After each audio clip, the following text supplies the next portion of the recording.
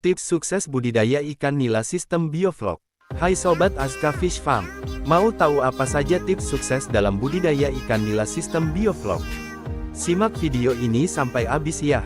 Dalam budidaya ikan nila sistem bioflok, ada beberapa hal yang harus diperhatikan agar budidaya ikan nila kita bisa sukses. 1. Pemilihan bibit yang berkualitas. Pemilihan bibit yang berkualitas dalam budidaya ikan nila sangat berpengaruh pada hasil panen yang akan kita dapatkan nantinya, jadi jangan sembarangan pilih bibit ya. Usahakan beli bibit dari penyedia bibit yang sudah bersertifikat atau sudah terbukti memiliki bibit yang unggul.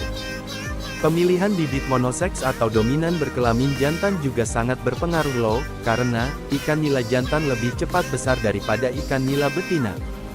2. Karantina bibit. Nah Sobat Azka Fish Farm, proses karantina bibit ini juga gak kalah penting loh, karena bibit yang baru datang bisa saja bermasalah, seperti ikan stres karena terlalu lama di perjalanan, ikan luka-luka akibat proses sortir, atau bisa jadi ikan membawa penyakit seperti jamur, bercak merah dan lain-lain dari kolam pembibitan yang tidak kita sadari. Jadi, proses karantina bibit ini sangat penting dalam budidaya ikan nila sistem bioflok. 3. Pengelolaan dan pemeliharaan air.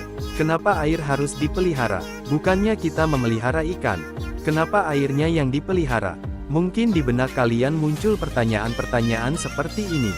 Nah jadi begini sobat, dalam budidaya ikan sistem bioflok, justru yang harus diperhatikan adalah airnya, karena air adalah tempat tinggal bagi ikan selama siklus pemeliharaan. Dan juga air kolam sistem bioflok adalah habitat bagi jutaan mikroorganisme dan bakteri baik yang nantinya akan menunjang keberhasilan dalam budidaya ikan nila kita. Jadi, air kolam dalam budidaya ikan nila sistem bioflok harus benar-benar diperhatikan ya. 4.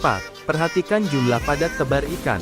Jumlah padat tebar dalam budidaya ikan nila sistem bioflok juga sangat berpengaruh loh. Padat tebar yang terlalu tinggi atau terlalu rendah bisa jadi faktor yang menghalangi keberhasilan kita dalam budidaya ikan nila sistem bioflok. Padat tebar yang ideal untuk ikan nila sistem bioflok berkisar antara 100 sampai 150 ekor per meter kubik. Padat tebar yang terlalu tinggi bisa berdampak pada pertumbuhan ikan yang menjadi lambat atau susah besar, dan padat tebar yang terlalu rendah bisa berdampak pada kurang maksimalnya hasil panen yang akan kita dapatkan nantinya. Jadi perhatikan padat tebar yang ideal ya. 5. Manajemen pemberian pakan. Pemberian pakan pada ikan harus diperhatikan juga ya sobat. Pemberian pakan yang terlalu banyak bisa berdampak buruk pada kondisi air dan kesehatan ikan, karena sisa-sisa pakan yang membusuk di dalam air bisa menjadi amoniak yang beracun bagi ikan. Dan pemberian pakan yang terlalu sedikit juga bisa berdampak buruk pada pertumbuhan ikan yang menjadi lambat. Pemberian pakan pada ikan harus mengikuti berat total dari bobot ikan yang ada di dalam kolam, dan pemberian pakan maksimal adalah 3-5% dari bobot ikan itu sendiri. Agar ikan nila cepat besar, sobat bisa menggunakan pakan yang berprotein tinggi. Nah sekian dulu informasi kali ini ya sobat. Jangan lupa follow akun ini untuk mendapatkan informasi menarik lainnya seputar budidaya ikan nila sistem bioflok.